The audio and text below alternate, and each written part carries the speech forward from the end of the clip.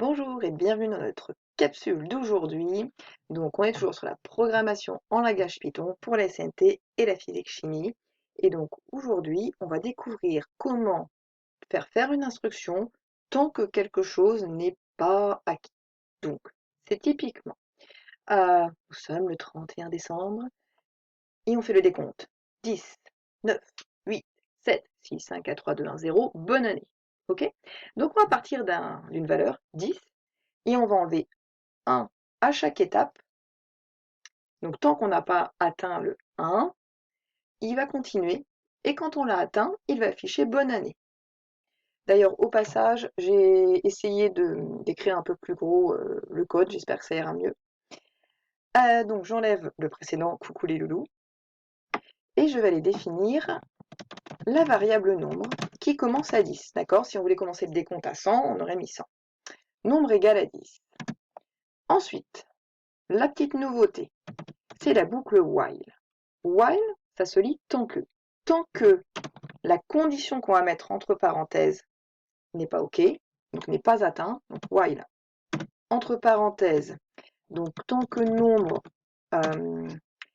restera, on va dire, supérieur à 0, d'accord, tant que ce que j'ai est supérieur à 0, je vais faire ce que je lui demande. Je mets 2 petits points, hein, comme la dernière fois. Et là, on voit que ça indente. Vous sonnez indenté, c'est que ça décale vers la droite. On a une tabulation vers la droite. Je lui demande de faire quoi? Bon, je peux lui demander d'afficher le nombre. Afficher, c'est la fonction print. Print nombre. Au passage, vous voyez que je n'ai pas mis les guillemets, parce que si je mets les guillemets, il va m'afficher le mot nombre. Sauf que moi, ce que je veux qu'il m'affiche, c'est la valeur qui a été rentrée dans la variable nombre. Donc ça c'est fait.